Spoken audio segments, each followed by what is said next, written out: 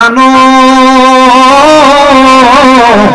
আমার পর্দার অন্তরালের মা বোনেরা, একটু গভীর মনোযোগ লাগায়া অন্তরের কানটা লাগিয়ে বয়ানটা শ্রবণ করার চেষ্টা করেন।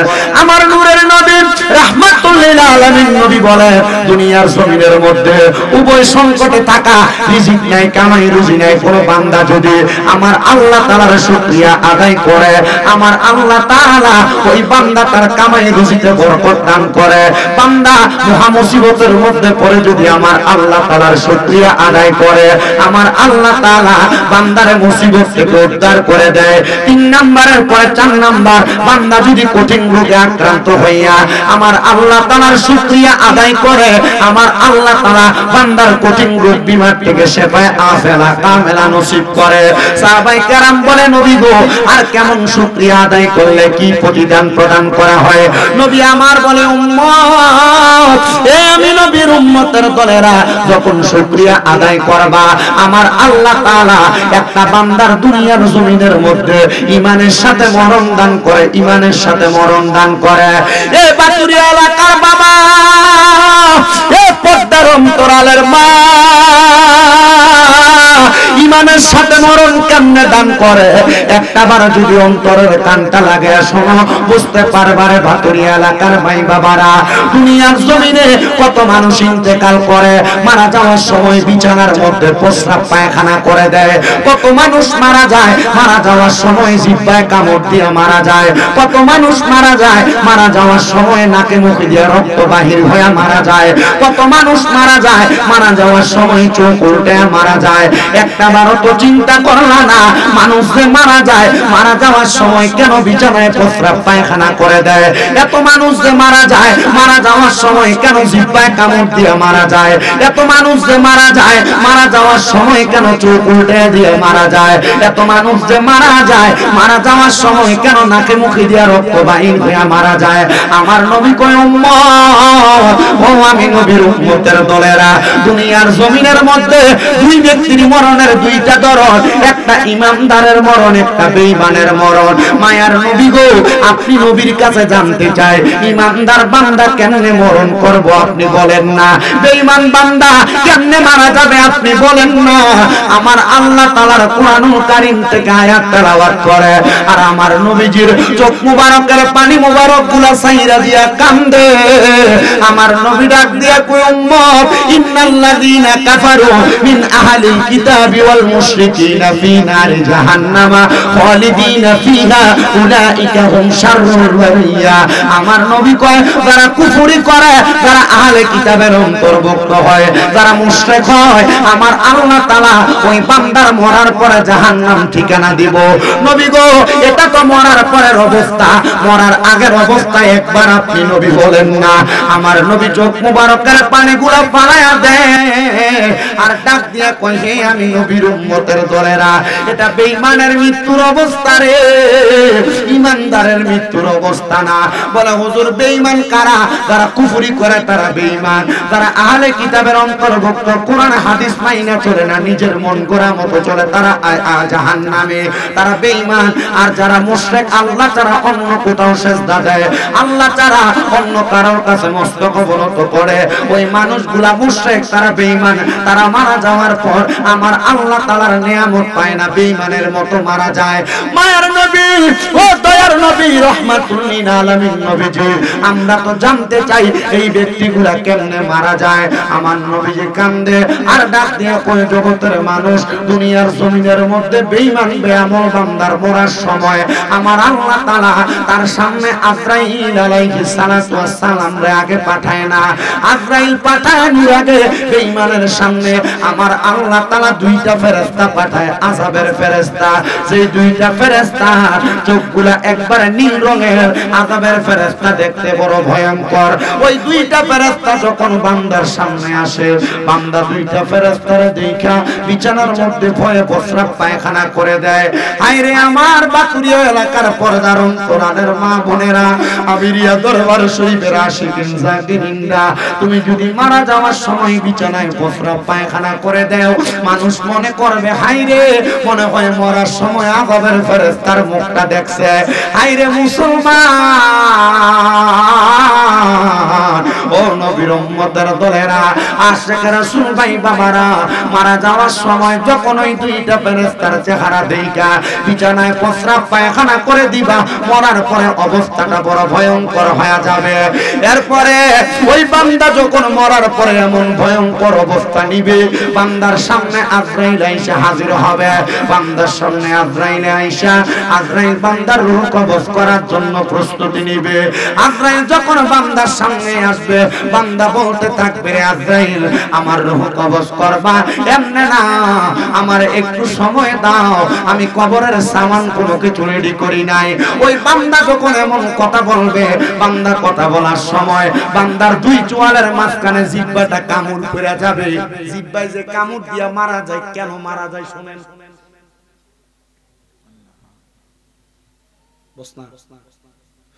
দুই চোয়ালের মাঝখানে জিহ্বাটা কামড় পড়ে যায়। জিহ্বাটা কামড় পড়ার পরে আমার যুবক ভাই, এ আমিরিয়া দরবারের মুসলিম ভাইয়েরা, এ ভক্তবিন্দুরা, আশিক রাসূলরা, একটু অন্তরের কানটা লাগে বয়ানটা শ্রবণ করার চেষ্টা করো। এবার বান্দার জিহ্বা কামড় পড়ার পরে বান্দা চোখের ইশারা দিয়ে আজরাইলকে বোঝানোর চেষ্টা করে। বান্দার চোখগুলা উল্টে যায়। বান্দার চোখগুলা যখন উল্টে যায়, তখন বান্দা আর কোনো কথা বলতে পারে না। এবার আজরাইল বান্দার সামনে আইসা বান্দার বুকের মধ্যে হাতটা রাখবে।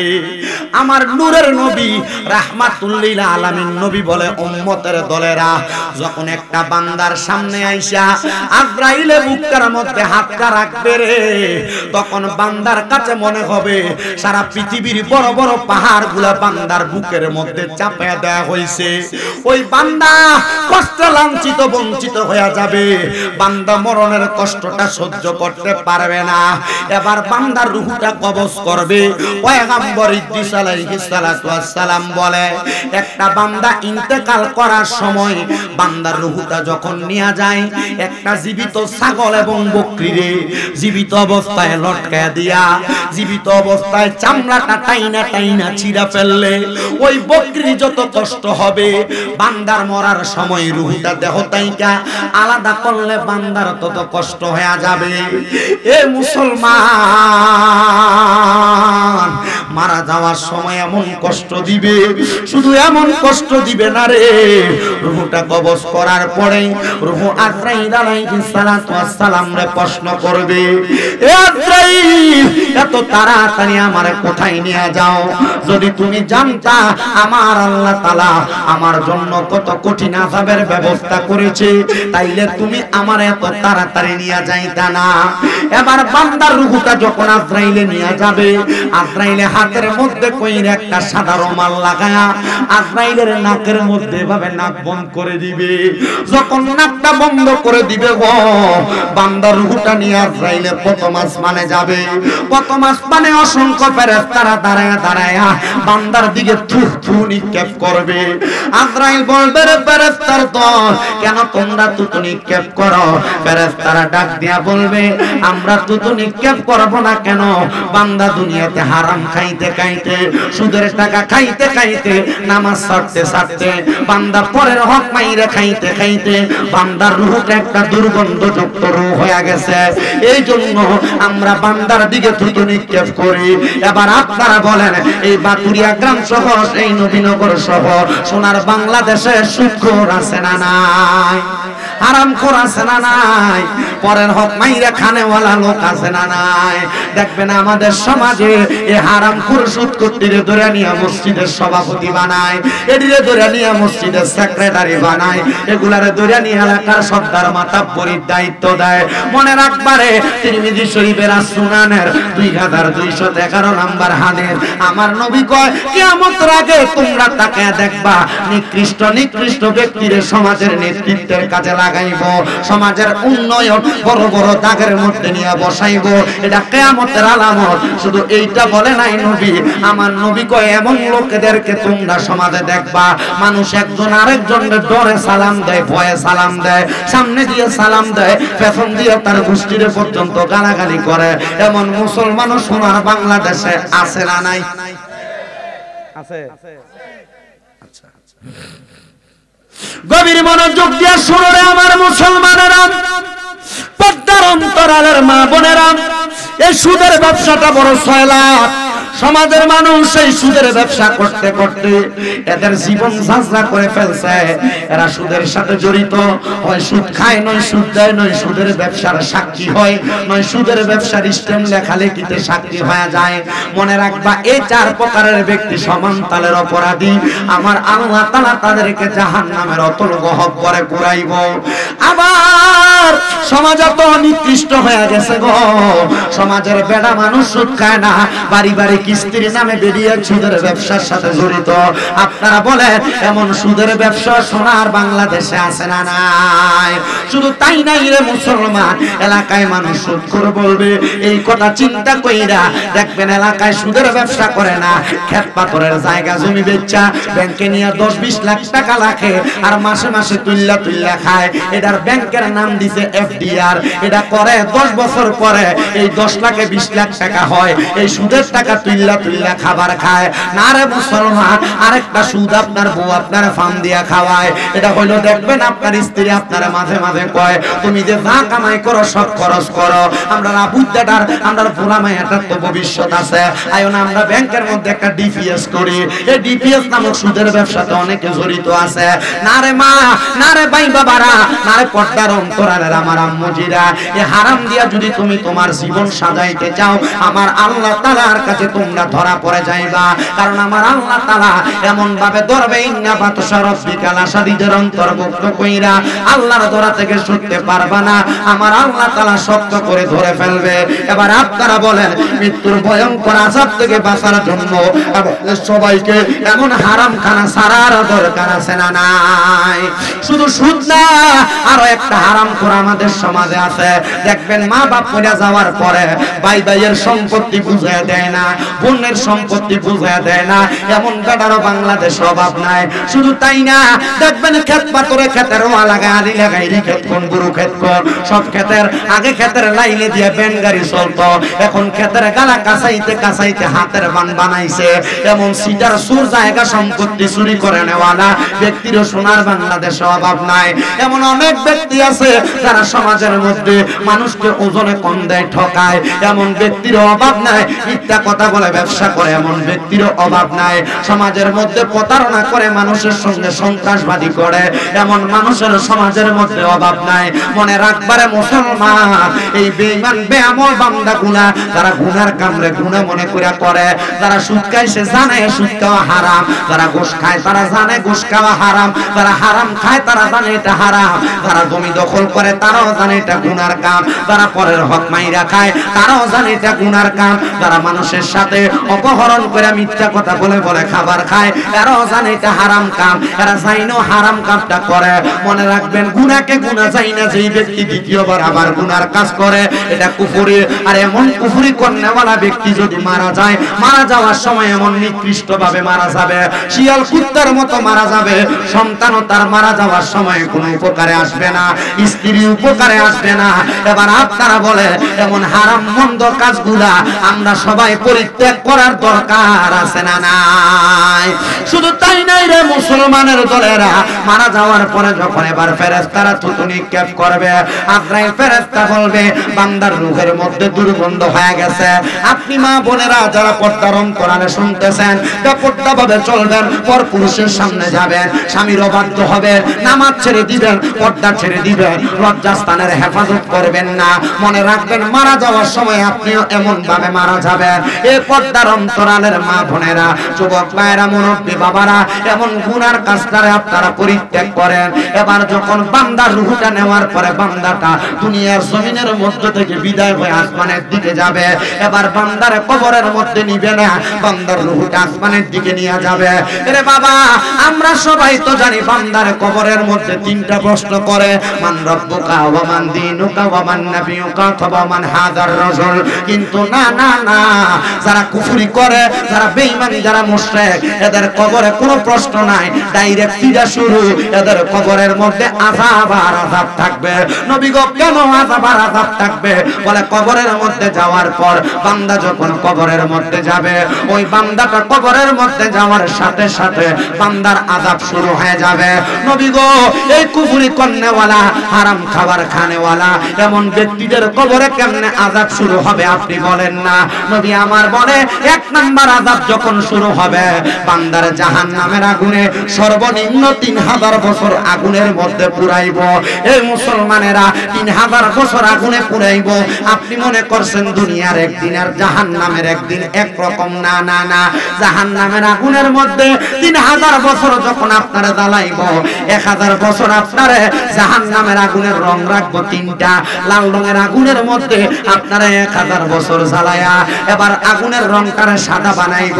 সাদা রঙের আগুনের মধ্যে 1000 বছর জ্বালায়া আপনার আগুনের রংটারে কালা বানাইব। আরো 1000 বছর জাহান্নামের আগুনে জ্বালাইব। জ্বালানোর পরে আপনারা তাকাসসুর নামক একটা জায়গাতে দাঁড় করানো হবে। বলবে বান্দা কি বলবা বলো? আপনারা যদি কোনো অন্যায়ের কারণে 1 ঘন্টা টানা মাইর দেওয়া হয়, আপনি মাইর খাওয়ার পরে বলবেন হ্যাঁ আমি অন্যায় করেছি। কিন্তু বান্দারে 3000 বছর জ্বালানোর পরে বান্দারে যখন বলবে কি বলবা বলো, বান্দা তখন 3 বার তার জবান দ্বারা বলবে ময় ময় ময়। বান্দা বলবে পানি পানি পানি। বান্দারে পানি দেওয়া হবে। সাহাবায়ে কেরাম বলে নবী গো, ও মায়ার নবী আপনার কাছে জানতে চাই বান্দারে কি তখন পানি দেওয়া হবে? আমার নবী বলেন নাম, হ্যাঁ পানি দেওয়া হবে। নবী গো কেমন পানি? এটা দুনিয়ার কোন পানির মতো পানি না।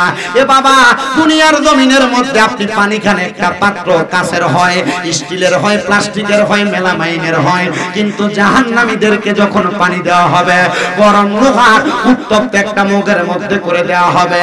আগুনের কয়লা যেমন, জাহান্নামীর পানির পাত্রটা ঠিক কেমন হবে? এই জাহান্নামীদেরকে যখন পানি দেওয়া হবে, রক্ত এবং পুঁজ জাহান্নামীদেরকে দেওয়া হবে। নবীর হাদিস বলে এই রক্ত পুঁজকে হাদিস শরীফের ভাষায় বলে তিনাতুল খাবাল।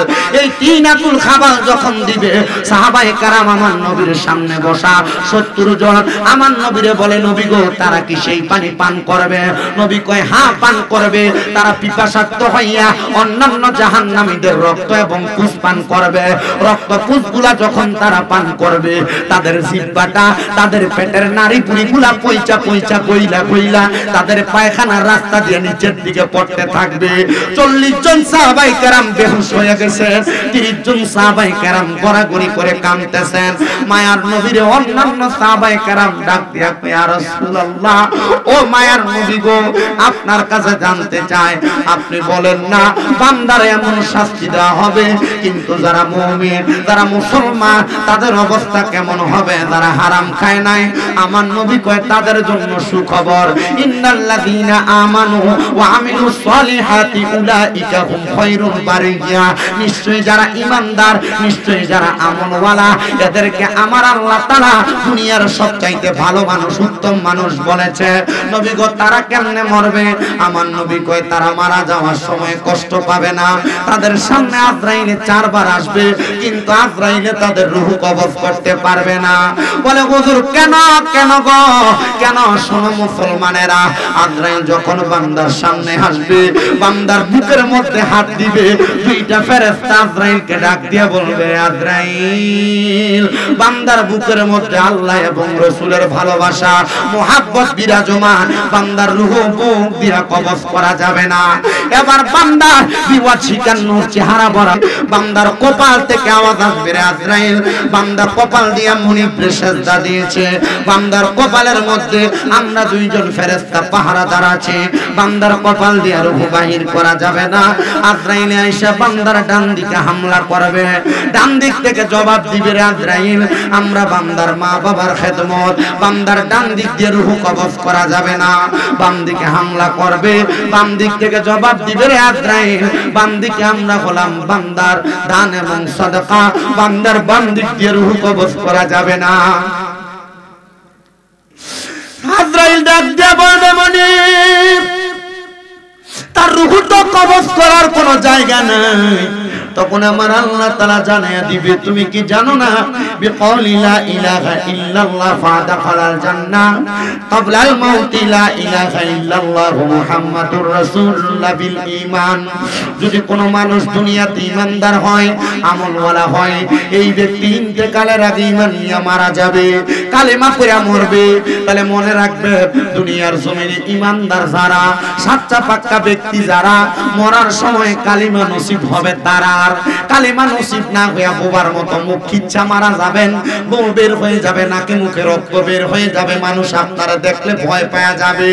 আর যদি মুমিন হন মারা যাওয়ার আগে আপনার রূহ যখন কবজ করা হবে রূহটা নেওয়ার সময় আজরাইল দাঁড়ায়া থাকবে বান্দা জবান দিয়ে কালেমা পড়বে বান্দার জবান দিয়ে রূহ বের হবে বান্দা টের পাবে না। নবী কেন বলে একটা ছোট্ট মাসুম বাচ্চা দুধ খাওয়ার জন্য কান্না করলে তার মা তার মুখে মাথার মধ্যে হাত বুলিয়ে দিলে বাচ্চা যেমন ভাবে ঘুমায়া যায় আইরে ইমানদার বান্দা এমন ঘুমায়া যাবে বান্দা টের পাবে না মরার কথা। চিন্তা কর শুনে রে মুসলমান মরার কথা টের পাবে না। এবার রূহ কবজ করার পরে বেঈমানের রূহ যখন আজরাইলের নাকের মধ্যে কাপড় লাগায় কিন্তু ইমানদারের রূহ নেওয়ার সময় আজরাইলে কাপড় লাগাবে না রূহটা এমনি উপরের দিকে নিয়ে যাবে। প্রথম আসমানের ফেরেশতারা আহলান ওয়া সাহালান মারহাবান মারহাবান বলে স্বাগতম জানাবে। এ ফেরেশতারা বান্দারে স্বাগতম জানাও বান্দা ইমানদারের জন্য বলে হ্যাঁ আইরে তুমি যদি ইমানদার হয় স্বাগতম জানিয়ে কবরের মধ্যে প্রথম আসমানে নিয়ে যাওয়া হবে। তোমার রূহ যখন নিয়ে যাওয়া হবে তোমার রূহকে স্বর্ণ এবং রূপার পেয়ালাতে রাখার চেষ্টা করা হবে। স্বর্ণ রূপার পেয়ালাতে তোমার রূহ থাকবে না কারণ কি জানো কারণ তোমার রূহটা ঈমানি রূহ। আল্লাহর কাছে ফেরেশতা আজরাইল বলবে ও মনিব গো বান্দার রূহ তো কোনো জায়গায় থাকে না তখন আমার আল্লাহ তাআলা জানিয়ে দিবে ওয়ালা তাকুলু লিমান ইউকতালু ফি সাবিলিল্লাহি আমওয়াত বাল আহইয়াউ ওয়ালাকিন লা তাশউরুন। তারা আমার আল্লাহর রাস্তায় মরে যায় আল্লাহর রাস্তায় জীবন দিয়া দেয় এরা মৃত না বাল আহইয়াউন তারা জিন্দা ওয়ালাকিন লা তাশউরুন। এদেরকে যারা মরা বলে তারা নির্বোধ আল্লাহর ওলিরা মরা না আল্লাহর ওলিরা জিন্দা যারা মরা বলে তারা নির্বোধ এটা আমার আল্লাহর কথা। মুমিন বান্দা মরা না মুমিন বান্দা জিন্দা এটা আমার স্বয়ং আল্লাহ পাকের কথা। মুসলমান তুমি মারা যাওয়ার পরে আমার আল্লাহ তাআলা তোমার সুন্দর জান্নাত প্রদান করবে। সাহাবায়ে কেরাম কয় নবী গো কেমন জান্নাত দিবে আপনার কাছে জানতে চায়। আমার নবী বলে জাযাউহুম ইনদা রাব্বিহিম আমার আল্লাহর পক্ষ থেকে পুরস্কার দিবে জান্নাতু আদনি। ওই পুরস্কারের নাম হলো জান্নাতুল আদন তাজরি মিন তাহতিহাল আনহার। ওই জান্নাত বড় সুন্দর যার নিচে দিয়া নহর প্রবাহিত আনহারু খালিদিনা ফিহা আবাদা। ওই জান্নাতের মধ্যে বান্দা চিরস্থায়ী বাসিন্দা হয়ে থাকবে আবাদা বান্দা বের হতে চাইবে না। আল্লাহ গো ওই জান্নাতে কারা থাকবে ওই রাদিয়াল্লাহু আনহুম ওয়া রাদু আন যারা আমার আল্লাহর সন্তুষ্ট করেছে আমার আল্লাহ যাদের প্রতি সন্তুষ্ট হয়েছে এই দুই প্রকারের ব্যক্তি জান্নাতে থাকবে। এ পর্দার অন্তরালের মা তুমি যে কর্মকাণ্ড করেছো এ বাতুরিয়া এলাকার আমিরিয়া দরবারের মাহফিলের বাবারা আপনারা চিন্তা করেন আপনি আল্লাহর সন্তুষ্ট কতটুকু করেছেন। আপনার বিচার জনগণ কেন করবে আপনার বিচার আপনি নিজে করে দেখেন। মনে রাখবেন আল্লাহর সন্তুষ্ট করে তারা যালিকা লিমান খাশিয়া রাব্বা আল্লাহর সবচাইতে ভয় করে যারা। এবার আপনারা বলেন আল্লাহকে যারা ভয় করে তারা কোনোদিন নামাজ ছাড়ে না আল্লাহর যারা ভয় করে রোজা ছাড়ে না আল্লাহকে যারা ভয় করে তারা পরের হক মাইরা খায় না আল্লাহকে যারা ভয় করে মিথ্যা কথা বলে না আল্লাহকে যারা ভয় করে ফায়সা কথা বলে না আল্লাহকে যারা ভয় করে মহিলারা বেপরদা চলে না আল্লাহকে ভয় করনেওয়ালা মহিলারা স্বামীর অবাধ্য হয় না আল্লাহকে ভয় করনেওয়ালা মহিলারা নামাজ ছাড়ে না আল্লাহকে ভয় করনেওয়ালা মহিলা কোনোদিন পরকীয়াতে লিপ্ত হয় না। এবার আপনারা বলে আমরা সবাই ওই আল্লাহরে ভয় করি কি করি না? সবাই করে কিন্তু অনেকে মানেন না।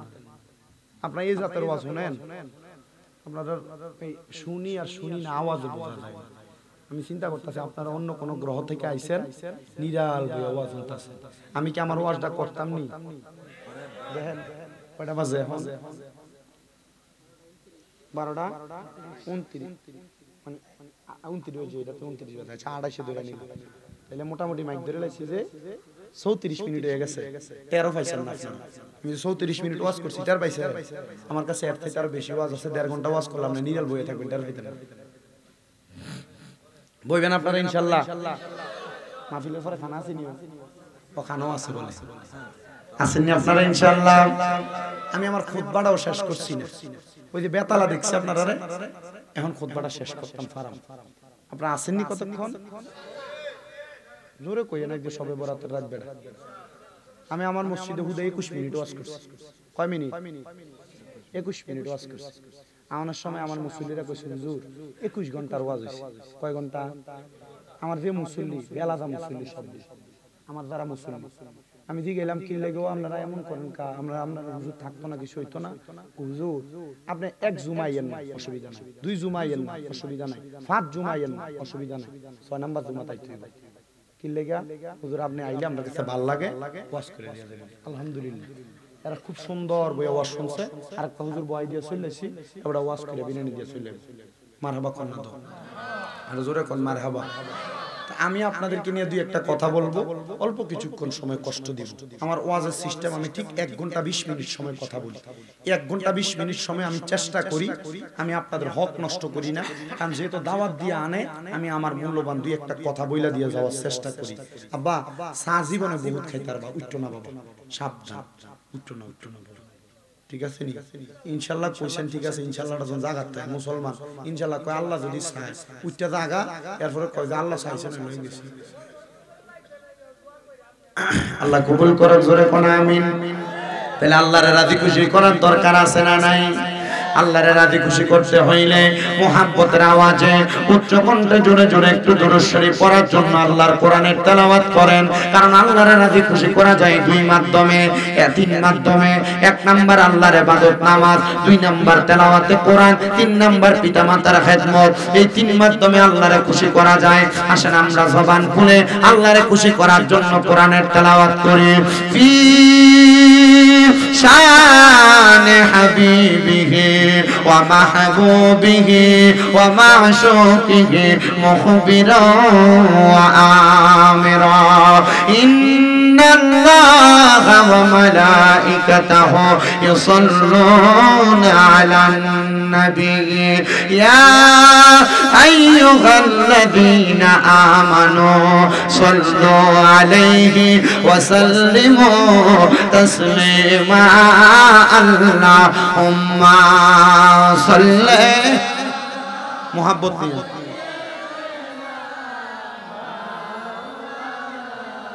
মুহাম্মদ ওয়া আলা আলি।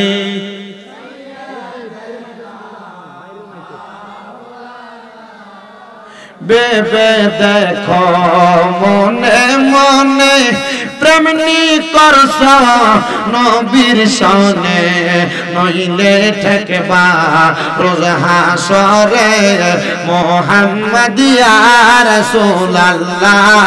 আল্লাহুম্মা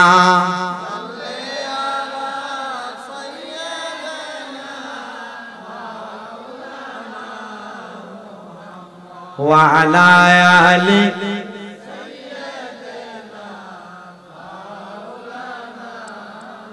আমি আমার বাতুরিয়া এলাকার ভাই বাবাদের কাছে জানতে চাই, আমার নবীর দুরূদ পড়লে লাভ হয় না লস হয়? কিন্তু আপনারা কেউ জোরে পড়েন, কেউ আস্তে পড়েন, কেউ শুধু ডুলেন। আমার নবী কি কয় শুনেন। নবী কয় উম্মত, দুনিয়ার জমিনের ভিতরে যেই ব্যক্তির সামনে আমি নবীর দুরূদ পড়া হয় আর সে তার জবানটারে বোবার মতো করে রাখে, তার মতো বখিল আমার উম্মতের ভিতরে আর কেউ নাই। মানে দুরূদ পড়ার সময় কেউ যদি জবানটা বোবার মতো করে রাখে, সে সবচাইতে বেশি বখিল। এরপরে আমার নবী কয় উম্মতের দলেরা, দুনিয়ার জমিনের মধ্যে যেই ব্যক্তি আমি নবীর প্রতি যত বেশি দুরূদ শরীফ আদায় করবে, জান্নাতের মধ্যে সেই ব্যক্তি আমি নবীর তত কাছাকাছি থাকবে। বলেন বাবারা, আমরা সবাই মরার পরে নবীর কাছাকাছি থাকতে চাই কি চাই না? যদি কাছাকাছি থাকতে চাই, জোরে জোরে দরুদ শরীফ পড়ে আল্লাহুম্মা সাল্লি।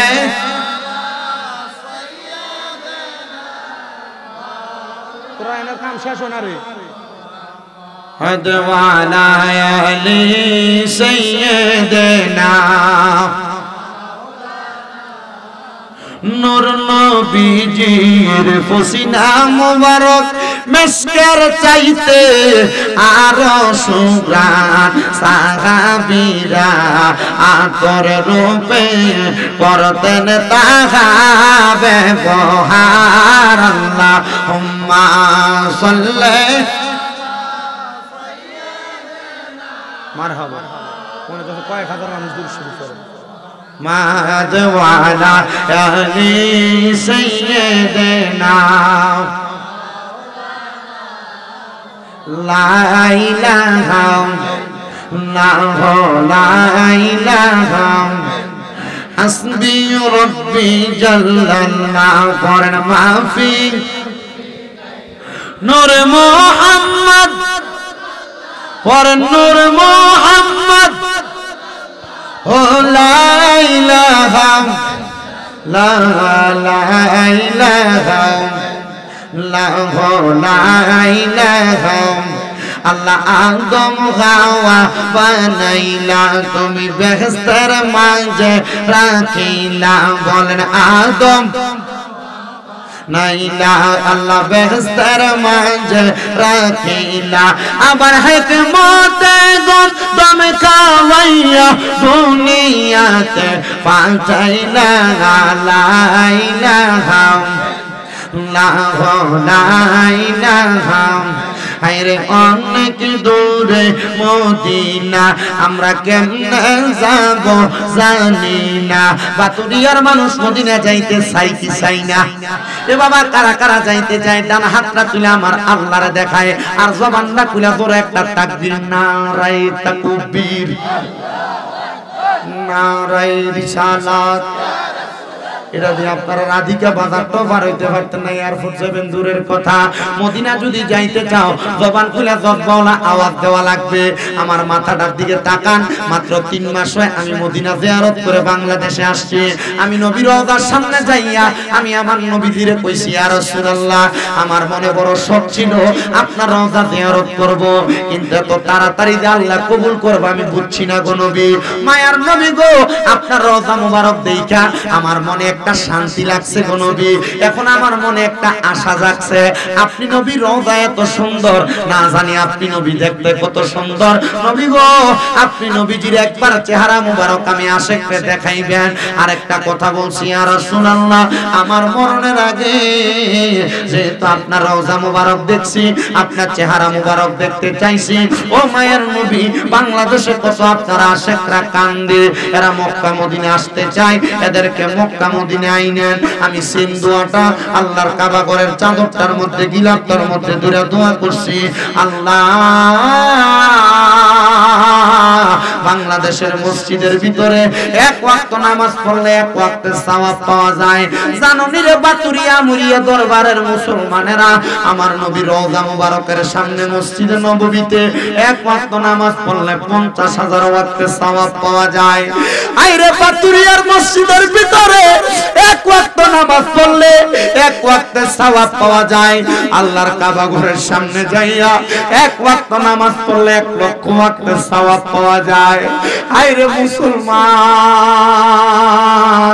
তোমার হায়াতে জীবনে কোন দিন তুমি 1 লক্ষ ওয়াক্ত নামাজ পড়বা আমি জানি না যদি নামাজটা পড়তে না পারো তাইলে মরার পরে জীবনে শান্তি পাইতা না এই জন্য আমার আল্লাহর কাছে নিয়ত করো আল্লাহ একবার মক্কা মদিনা যাইতাম আমি যেই দিন হাদিস পড়ছি মান যারা কবরি ওয়াজাবাত লাহু শাফাআতি ইয়াউমাল কিয়ামা আল্লাহর নবীর রওজা জিয়ারত করলো তার জন্য আমার নবীর সুপারিশ ওয়াজিব হয়ে যায় ওই দিনে নিয়ত করছি নবীর রওজা জিয়ারত করব তোমার কাছে যে 2-3 লাখ টাকা হইলে তুমি ক্ষেত পাথরে জায়গা কিনো বাড়ির জায়গা কিনো তোমার কাছে 1 লাখ টাকা হইলে ব্যাংকে নিয়ে রাখো সন্তান আত্মীয় স্বজনদের তুমি টাকা দিয়ে যাইবা তারা গান বাজনা করব তাদের মতো ব্যবহার করব মরার পরে কবরে তুমি আযাব সহ্য করবা না রে না সন্তানের জন্য ভবিষ্যতের চিন্তা করে টাকা না জমায়া এই টাকা দিয়ে মক্কা মদিনা যাও মক্কা মদিনা যাইয়া মক্কার ঘরটা দূরা দূরা দোয়া কইরা আইবা, দেখবা তুমি দিয়া যাওয়া লাগতো না, আল্লাহ তাআলা তোমার সন্তানরে অপুরন্ত বরকত দান করব। এত শান্তি লাগে মক্কা মদিনা গেলে, আব্বারে বুঝতে পারবা কত শান্তি লাগে। মক্কার ঘরটা যখন তাওয়াফ করে, হাজরে আসওয়াদ পাথরটার ভিতরে যখন সুমা দেয়, কাবার গিলাফটার ভিতরে যখন আশেকরা ধরে, এদের কলিজাটা ঠান্ডা হয়ে যায়। আইরে মক্কা তাওয়াফ কইরা যখন মক্কা শরীফের একবারে মাকাম ইব্রাহিম বরাবর একটা রাস্তা দিয়ে সামনে দিয়ে হাইটা সাফা গেট দিয়ে ঢুকে, সাফা মারওয়ায় দৌড়াদৌড়ি করলে বড় শান্তি পাওয়া যায়, বড় আরাম পাওয়া যায়। এই সাফা মারওয়া পাহাড় দিয়া বের হইয়া সামনে বাইর হইলা আবু জাহেলের বাড়িটার পেছন দিয়া নবীজির ঘর মোবারক, যেই ঘরে আমার নবীর মিলাদ হইছে, জন্ম হইছে, ওই ঘরের সামনে গেলে বড় শান্তি পাওয়া যায়। মদিনা শরীফের একবারে বাবে জিব্রাইলের দরজার পাশে দিয়া একটা দরজা আছে, যেই দরজা দিয়া জান্নাতুল বাকিতে ঢুকে, ফজরের পরে আসরের পরে সেখানে ঢুকলে যে একটা ঠান্ডা বাতাস গায়ে লাগে, অন্তরে বড় শান্তি পাওয়া যায়। ওই মদিনা শরীফের ডান বরাবর 310 নাম্বার গেট দিয়া বের হইলে 10 মিনিট হাঁটলে মসজিদে কোবা, যেই মসজিদে 2 রাকাত নামাজ পড়লে একটা উমরা হজের সওয়াব পাওয়া যায়। কোবা মসজিদ আর মসজিদে নববী মদিনা শরীফের মাঝ বরাবর আমার নবীর কলিজার টুকরা আহলে বায়াতের সদস্য মা ফাতেমার বাড়িটা, এটার পাশে আমার নবী ইন্তেকাল করার পরে যে পানি দিয়া গোসল দিছে বীরে গারস ওই জায়গায়, হাইরে তোমার কি মনটা চায় না সেখানে যাইতে? এটার পাশেই খন্দকের যুদ্ধের ময়দান, এটার পাশেই মসজিদে কিবলাতাইন 2 কিবলার মসজিদ, এটার পাশে সাবা মসজিদ, এটার পাশে অনেক আল্লাহ তাআলার রহমত বরকত ঘটিত। এবার আপনারা বলেন, যেই মদিনাতে এত রহমত, যেই মদিনাতে এত বরকত, মদিনার মানুষ পানি পাইছে না, আমার নবী একটা মসজিদের ভিতরে যা 2 রাকাত নামাজ পড়ছে, সালাতুল ইস্তিসকার নামাজ, ওই নামাজ পড়ার পরে নবী দোয়া করছে, আল্লাহ তাআলা বৃষ্টি দান করছে। ওই মসজিদের নাম দিছে মসজিদে কামামা। এই জায়গার ভিতরে গেলে বড় শান্তি পাওয়া যায়, বড় আরাম পাওয়া যায়। আপনারা বলেন, ওই মক্কা মদিনা যে জায়গায় এত শান্তি এবং মজা, আমরা সবাই ওই মক্কা মদিনা যাইতে চাই কি চাই না? যারা যারা যাইতে চায় জবান খুলে একটা তাকবীর হবে, নারায়ে তাকবীর,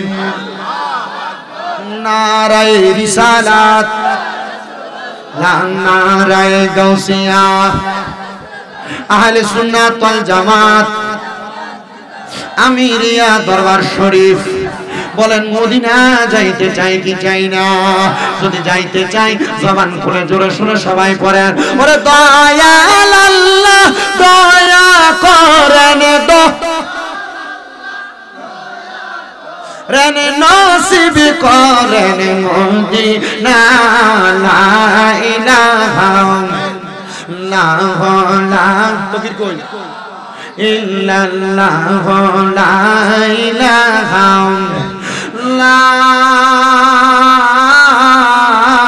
ইলাহা ইল্লাল্লাহ মুহাম্মাদুর রাসূলুল্লাহ সাল্লাল্লাহু আলাইহি ওয়াসাল্লাম। হে আমার বাতুরিয়া আমিরিয়া দরবারের ভাই বাবারা, বন্ধুরা, আমরা তো আজকের মাহফিলে খাবারের জন্য টাকা পয়সার জন্য আসি নাই, আসছি মহান মনিবের খুশির জন্য। জীবনে অনেক গুনাহ করছি, আমরার গুনার খবর মা বাপ সন্তান সন্ততি আত্মীয় স্বজন কেউ জানে না। জানে আমার আল্লাহ আসেন জীবনের গুনাহগুলা মাফ করানোর জন্য। মুহাব্বতের আওয়াজে একটু আল্লাহ তাআলার ইস্তেজাতের জিকির করি, আল্লাহ আল্লাহ আল্লাহ আল্লাহ আল্লাহ আল্লাহ। সুন্দর করেন, সুন্দর করেন।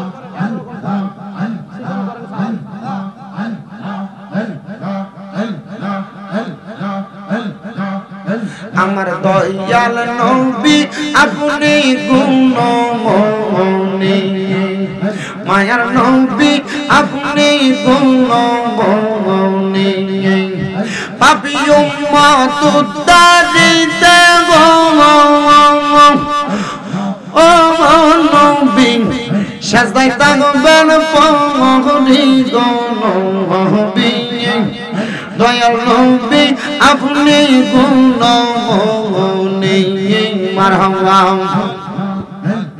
রহমতের ভান্ডার নবী, রহমত বিলাইবা রহমতের বান্দার নবী রহমত বিলাইবা উম্মতের উদ্ধারিতা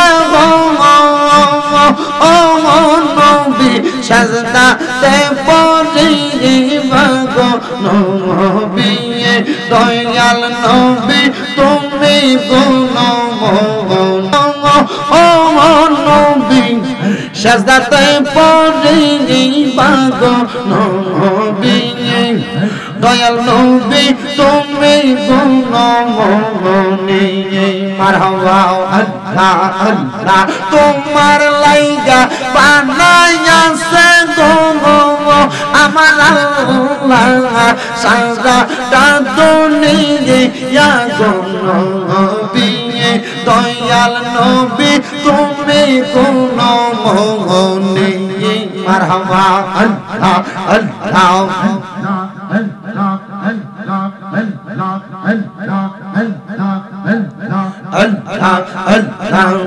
আমার নবীর প্রেমে পাগল হইলে নবীর প্রেমে পাগল হইলে আল্লাহ তাআলা খুশি নবীর দরদ পড়ব দিবানিশি মারহাবা আল্লাহ আল্লাহ আমার নবীর প্রেমে যে হয় মাঙা তাহার সম্মান রইছি প্রমাণ আছে হযরত বিল্লাল বানসায় প্রেমের রশি নবীর দরদ পড়ব দিবানিশি মারহাবা আল্লাহ আল্লাহ নবীর প্রেমে পাগল হইলে নবীর প্রেমে পাগল হইলে আল্লাহ তাআলা খুশি নবীর দরদ পড়ব দিবানিশি মারহাবা আল্লাহ আল্লাহ পাতায় সালাম পাতায় কত পানি ঝরে শেষ বিদায়ের গোসল দিব বড়ই পাতার জলে মারহাবা আতর গোলাপ সুরমা চন্দন সিটাই দিব রে আরে ও প্রাণের মুর্শিদ রে ধীরে ধীরে ফিরে ফিরে চলা আইয়ো রে মারহাবা আল্লাহ আমার বিয়ার সাথী আমি চারজন দেখি আন্দার ঘরে নামাই দিয়া দিব আমায় ফাঁকি মারহাবা আল্লাহ আমার বিয়ার সাথী আমি চারজন দেখি আন্দার ঘরে নামাই দিয়া দিব আমায় ফাঁকি মারহাবা ওই কবরে নূরের নবী আগাইব রে ও প্রাণের মুর্শিদ রে তুমি ধীরে ধীরে ফিরে ফিরে চলা আইয়ো রে মারহাবা আল্লাহ আল্লাহ আল্লাহ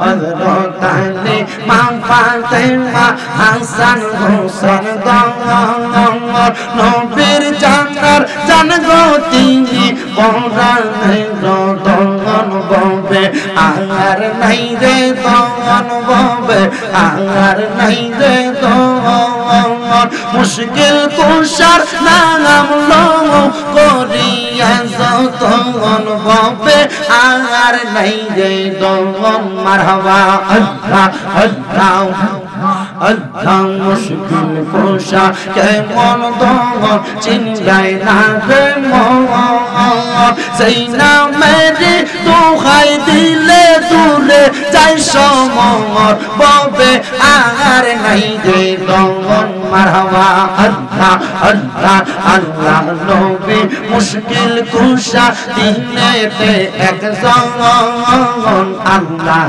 নবী মুশকিল কুশা দিনেতে একজন হযরত ইমাম হাসান হুসাইন দুই ভাই নবীজির রতন ববে আর নাই রে দন মারহাবা আল্লাহ আল্লাহ কলব জিন্দা করতে চাইলে কলব জিন্দা করতে চাইলে চলো মুর্শিদের দরবার এক নজরে করবে তোমার ভাঙবে মনের ভাঙার এক নজরে করবে জিন্দা ভাঙবে মনের ভাঙার মারহাবা আমার গাউসুল নামটি জাগার আতায় রসুল ভাগি না তার গাউসে পাকার খাজাও বাবা গাউসে পাকার খাজাও বাবা একই রঙের রঙিন তার কলব জিন্দা করতে চাইলে চলো আউলিয়ার দরবার মারহাবা আল্লাহ আল্লাহ কলব জিন্দা করতে চাইলে কলব জিন্দা করতে চাইলে তোর আউলিয়ার দরবার ও মুসলমান আউলিয়ার দরবার মারহাবা লা ইলাহা ইল্লাল্লাহ মুহাম্মাদুর রাসূলুল্লাহ সাল্লাল্লাহু আলাইহি ওয়াসাল্লাম। একটা জবান বন্ধ রাখবেন না। আপনারা বলেন আমার আল্লাহ তাআলা সন্তুষ্টির জন্য আল্লাহর জিকির করে সন্তুষ্টি করা যায় কি যায় না? এ মুসলমান, আল্লাহকে সন্তুষ্টি করার জন্য আরেকটা ইবাদত আছে রে বাবা, যে ইবাদতের কথা আমার আল্লাহ তাআলা কোরআনুল কারীমে ঘোষণা করেছে। বিসমিল্লাহির রহমানির রহিম ওয়া মিনাল লাইলি ফাতাহাজ্জাত বিহি নাফিলাতান লাকা আসা আইয়াবআসাকা রাব্বুকা মাকামান মাহমুদা। জবান খুলে জোরে কর না আল্লাহু আকবার। আমার আল্লাহ তাআলা আমার নবীর মাধ্যমে জানায়া দেয়, আমার আল্লাহ তাআলা জানায়া দেয়, নবী আপনি রাতের কিছু অংশে তাহাজ্জুদের নামাজ আদায় করেন। যদি আপনি তাহাজ্জুদের নামাজ আদায় করেন অতি সত্বর আপনাকে মাকামে মাহমুদ প্রশংসার জায়গা দান করা হবে। এ মুসলমানেরা, এ আয়াত যখন আমার নবীর উপরে নাযিল হয়, আমার নবী ছিলেন আম্মা জান আয়েশা সিদ্দিকার হুজরা মুবারকে। ঘর মুবারকের মধ্যে আম্মা জান আয়েশা সিদ্দিকা বলে, জগতের মানুষ আমার নবীরে এত লম্বা রুকু এত লম্বা সেজদা আর কোনদিন দিতে দেখি নাই। ইয়া রাসূলুল্লাহ, আপনি কেন এত লম্বা রুকু সেজদা দিলেন? যেই রুকু সেজদার মাধ্যমে আপনি একবারে সাতটির প্রথম ভাগ থেকে শেষ ভাগ পর্যন্ত 2 রাকাত নামাজ দিয়া কাটায়া ফালাইছেন। আমার দয়াল নবীজি চোখ মুবারক গুলো একবারে লাল লাল দেখা যায়। আম্মা জান আয়েশা কই, ইয়া রাসূলুল্লাহ, নবী গো, আপনি নবীরে কোনদিন এভাবে কান্না করতে দেখি নাই। আমার নবী ডাক দিয়া কয়, আয়েশা, আমার আল্লাহ তাআলা বলছে আমি নবী যদি তাহাজ্জুদের নামাজ আদায় করি আমার আল্লাহ তাআলা আমি নবীরে মাকামে মাহমুদ প্রদান করবে। আয়েশা রে, আমি দয়াল নবীজি আমার উম্মতের দিওয়ানা, আমি আমার আল্লাহর কাছে কান্দি। আমি নবীরে তো মাকামে মাহমুদ দিলে আমি নবী প্রশংসার জায়গা পাবো। আমি আমার আল্লাহর কাছে বললাম, আল্লাহ, আমার উম্মত যদি তাহাজ্জুদের নামাজ পড়ে, কারণ আমি নবী উম্মতের পাগল, উম্মত হবে আমি নবীর পাগল। আমি নবী যেইটা করব আমার উম্মত সেইটা করবে। ও আল্লাহ, আমি যদি তাহাজ্জুদের নামাজ পড়ি আমারে আপনি কি দিবেন এটা তো জানলাম আমার উম্মত যদি তাহাজ্জুদের নামাজ পড়ে আমার উম্মতরে কি দিবেন? আম্মা জান আয়েশা মুস্কি মুস্কি হাসে আর ডাক দিয়া কই ইয়া রাসূলুল্লাহ আমার আল্লাহ তাআলা আপনার দোয়া কবুল করেছে, কারণ আমি জানি আপনি নবীর একটা উপাধি হলো মুস্তাজাবাতুদ দাওয়াত। আপনি নবী কোন দোয়া করলে আমার আল্লাহ দোয়া ফিরায় না। আপনি নবী দোয়া করছেন, আল্লাহ তাআলা কি ফয়সালা দিয়েছেন? আমার নবী ডাক দিয়া কয় আয়েশা আমার আল্লাহ বলেছেন দুনিয়ার জমিনের ভিতরে আমার উম্মতেরা যদি তাহাজ্জুদের নামাজ পড়া আমার আল্লাহ তাআলার কাছে কান্দে রে আয়েশা, আমার আল্লাহ তাআলা ওই বান্দাদেরকে তাহাজ্জুদের নামাজের বরকতে যা চাইবে তা দান করে দিবে। জোরে সুরে বলি সুবহানাল্লাহ। এ মুসলমান, এ নবীর উম্মতের দল, কেমন উপহার আমার আল্লাহ তাআলা প্রদান করে তাহাজ্জুদ নামাজের কারণে। বাদশাহী চাইলে বাদশাহী পাইবা, বাড়ি চাইলে বাড়ি পাইবা, সম্পদ চাইলে সম্পদ পাইবা, প্রবাস যাইতে চাইলে চাইতে পারবা, সন্তান নাই গর্ভে সন্তান পাইবা। বলে হুজুর কেমনে? আমাদের তো জানতে বড় ইচ্ছা হয়। মাদ্রাসায় ক্লাস 9 10 ইতিহাসের বইয়ের মধ্যে হযরতে সুলতান মাহমুদ গজনবী একজন মুসলিম বাদশার কথা আপনারা হয়তো অনেকেই শুনেছেন। ওই সুলতান মাহমুদ গজনবী বলে জগতের মানুষ আমি যখন দুনিয়ার জমিনের ভিতরে আমি চলাফেরা করি আমার বাদশাহী নাই, আমার কোনো মুলুক নাই, আমি সুলতান মাহমুদ একা। আমি আল্লাহ তাআলার কোরআন যাচাই বাছাই কইরা তাহাজ্জুদ নামাজের সন্ধান পাইলাম। ব্যবসা করেন বরকত হয় না, কামাই রুজি করেন শান্তি পান না, ঘর থেকে রোগ বালা মুসিবত ছাড়ে না, আপনার সন্তান হয় না, আপনি কাজকর্ম করেন কোনো শান্তি পান না। আমি বলবো তাহাজ্জুদের নামাজ পড়বেন শান্তি পাবেন।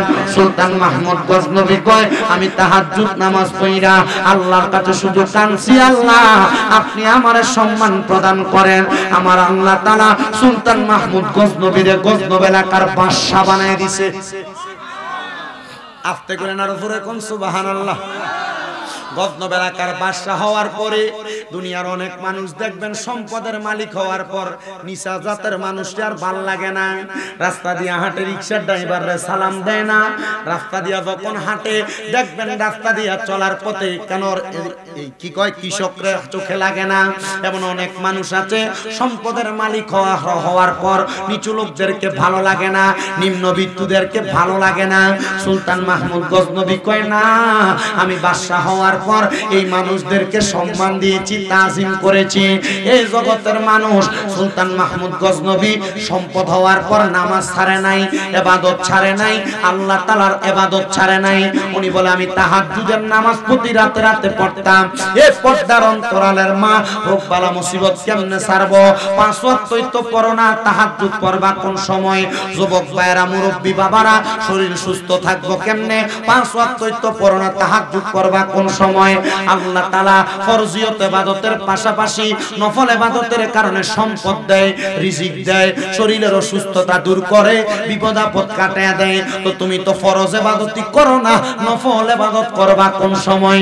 সুলতান মাহমুদ গজনবী কয় আমি যখনই বিপদে পড়তাম, টেনশনে পড়তাম, আমি আল্লাহর কাছে তাহাজ্জুদের নামাজের পর দোয়া করতাম আর আমার আল্লাহ তাআলা আমার দোয়া কবুল করে ফেলতো। কিন্তু সুলতান মাহমুদ বলতেছে এই জগতের মানুষেরা আমি একদিন রাজপ্রাসাদ থেকে রাত্র গভীর হওয়ার পর তাহাজ্জুদের সময় বের হয়ে গেলাম। তাহাজ্জুদের সময় যখন বের হইলাম হওয়ার পর আমি তাকায়া দেখলাম আমার এলাকায় 4টা লোক রাস্তা দিয়ে হাঁটে। আমি সুলতান মাহমুদ এতদিন মনে করতাম আমি মনে হয় একা একা তাহাজ্জুদ নামাজ পড়ি আর কেউ মনে হয় পড়ে না। আমি 4টা লোক দেখা শান্তি পাইলাম। দেখছনি এই 4টা লোক তো তাহাজ্জুদের নামাজ পড়ে, কিন্তু এই 4টা লোক তাহাজ্জুদ নামাজ পড়তে আসে নাই, এরা বলখ এলাকা থেকে আসছে সুলতান মাহমুদ গজনবীর ভাই চুরি করব। কি করতে আসছে? চুরি করতে আসছে। সুলতান মাহমুদ গজনবী কয় আমি এই 4 জনকে দেখা চিন্তা করলাম আমি একা একা তাহাজ্জুদ নামাজ পড়ি না। আমি দেখলাম তারা 4 জন তাহাজ্জুদ নামাজ পড়ার জন্য মনে হয় চুরি করতে আসছে। আর ওই 4 জন ওই পার থেকে চিন্তা করে দেখছনি আমরা চুরি করতে আসছি, কিন্তু এই ব্যক্তির সাহস কত, একা একা চুরি করতে চলে আসছে। এবার সুলতান মাহমুদ গজনবী ওযু বানাইয়া যখন নামাজটা শেষ নামাজ পড়ার জন্য উঠবে, ওই 4 জন সুলতান মাহমুদ গজনবীর সামনে। সুলতান মাহমুদ গজনবী জিজ্ঞাসা করে, এ ভাইয়ের আপনারা কেন আসছেন? চারজন কয় আপনার যেই কাম আমরা সেই কাম। এবার সুলতান মাহমুদ গজনবী কয়, তোমরা তো আমার এলাকার মানুষ না, অপরিচিত লাগে, আমার যেই কাম তোমরা সেই কাম, তোমরা বলো তোমাদের কাম কি? বলে আমরা আসছি বলক এলাকা থেকে, তুমিও আসছো চুরি করতে, আমরা আসছি বলক থেকে বাদশার বাড়ি চুরি করতে, তুমি কি আমরা সঙ্গে সঙ্গী হইবা? সুলতান মাহমুদ গজনবী কয় কি দেখছনি? আমার বাড়িতে চুরি করবে কিন্তু আমার চিনে না। সুলতান মাহমুদ গজনবী রহমতুল্লাহ আলাইহি ডাক দিয়া কয়, চুরি যে করতে আসছো, কি ক্ষমতা নিয়ে আসছো চারজন চুরি করতে? যদি ধরা খাইয়া যাও, কয় তুমি যে একা আসছো, তুমি ধরা খাইতা না, আমরা চারজন ধরা খামো। চারজন ডাক দিয়া কয়, তুমি যে চুরি করতে আসছো তোমার ক্ষমতা কি? সুলতান মাহমুদ গজনবী কয়, আমি ডান দিকে তাকাইলে জেল হাজত মাফ হইয়া যায়, আমি বাম দিকে তাকাইলে ফাঁসির আসামি মাফ হইয়া যায়। ওই চারজন কয়, আমাদেরও ক্ষমতা আছে, তুমি চাইলে আমাদের সাথে চুরি করতে পারো। বলে কেন গো? বলে কারণ হইল চুরির ধরা খাইলে হয় ফাঁসি দেয়, নয় জেল হাজত দেয়। তুমি ডাইনে তাকাইলে তো জেল হাজত মাফ, বামে তাকাইলে ফাঁসি মাফ, তাহলে আমরা সাথে চুরি করলে যদি আমরা ধরা খাই, তাহলে জেল হাজত মাফ হবে, ফাঁসিও মাফ হবে। সুলতান মাহমুদ কয়, তোমরার ক্ষমতা জানার আগ পর্যন্ত তোমরা লগে চুরি করা যাইতো না, তোমরা চারজনের কি ক্ষমতা তোমরা বলো। ওই চারজন থেকে একজন কয়, যখন চুরি করতে রাত্রবেলা যাই, কুকুর ঘেউ ঘেউ করে, কুকুরের ভাষা আমি বুঝতে পারি। দুই নাম্বার ব্যক্তির জিগায়, তোমার ক্ষমতা কি? কয়, যত কঠিন তালা হোক না কেন ইশারার সাথে আমি তালা খুলতে পারি। তিন নাম্বার ব্যক্তির জিগায়, তোমার ক্ষমতা কি? বলে আমার ক্ষমতা হইল ঘরে প্রবেশ করার সাথে সাথে নাকের ঘ্রাণ টান দিলে কোন জায়গায় সোনামণি মুক্তা জহরত আছে আমি বলতে পারি। চার নাম্বার ব্যক্তির জিগায়, তোমার ক্ষমতা কি? বলে আমার ক্ষমতা হইল আমি রাত্রবেলা যারে দেখি দিন হইলে তারে চিনি। এ ভাই, যে তো তুমি চিনো, ঠিক আছে চলো আমরা একসাথে চুরি করতে যাই। এবার বাড়ির দিকে ঢুকে কুকুর ঘেউ ঘেউ করে ডাকে। সুলতান মাহমুদ গজনবী কয়, এ কুত্তার ভাষা বুঝনেওয়ালা ব্যক্তি, তুই কত কুত্তা এখন কি কইছে? কয়, কুকুর বলছে আমরা নাকি বাড়ির মালিককে নিয়ে বাড়িতে ঢুকতাছি চুরি করতে, আমরা পাঁচজনই তো চোর, বাড়ির মালিক আসবো কই থেকে? আসলে কি পাঁচজন চোর না একজন বালা?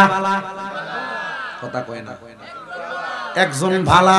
এবার ভিতরে প্রবেশ করে, কুকুরের কথা শুনে নাই, সামনে যে তালা খুইলা পুরা ঘরের ঘ্রাণ নিয়া যত সম্পদ আছে একসাথে গাঁটটি বাইন্দা একটা ঘরে প্রবেশ করছে।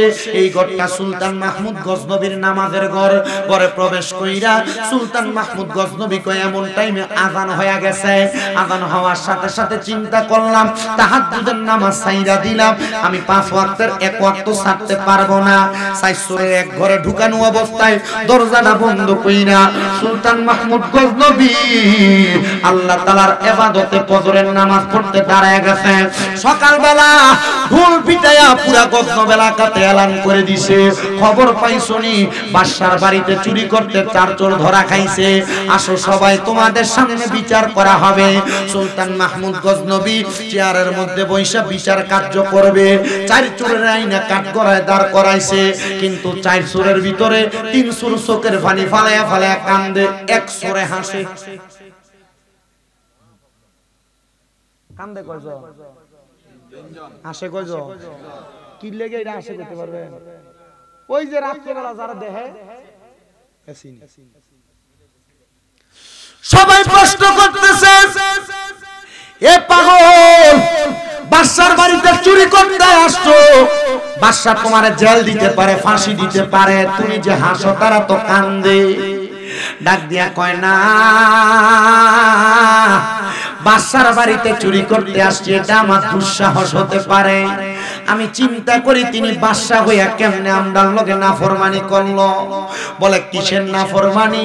কয় বাদশা রাত্রবেলা একসাথে চুরি করতে ঢুকলেন কেমনে গো? আমরা 4 জনের আপনি আপনার এখানে আসামি বানাইলেন, আপনি না আমরার লগে একই কাজের সদস্য ছিলেন। সুলতান মাহমুদ গজনবী কয়, হ্যাঁ ঠিক কথা, তো তুমি কি বলতে চাও? কয় একবার ডাইনে তাকান, বলে তাকাইছি। একবার বামে তাকান, কয় তাকাইছি। বাদশা গো এবার যেই বিচার করবেন মানবো, কারণ আপনি ডাইনে তাকাইলে তো জেল হাজত মাপ, বামে তাকাইলে তো ফাঁসি মাপ, এবার আর বিচার করবেন কি?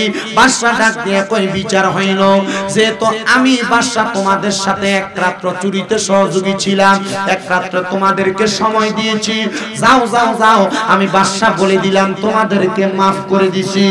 ওই চারজন চোর ব্যক্তি ওই কাঠগড়ার মধ্যে সেজদায় পড়ে গেছে আর আমার আল্লাহ তাআলার কাছে ডাক দিয়া কয় আল্লাহ, একজন দুনিয়ার বাদশা আমাদের সাথে এক রাত্রি কাটানোর কারণে, ওই বাদশার সাথে আমরা এক রাত্রি কাটানোর কারণে বাদশা যদি আমাদের চুরির দায় মাফ করে দেয়, তুমি আল্লাহ তো বাদশারও বাদশা, তুমি আল্লাহর কাছে যদি আমরা রাতের পর রাত্র ইবাদত কইরা কাটাই, তুমি আল্লাহ তো আমার জীবনের গুনাহ মাফ করতে পারো।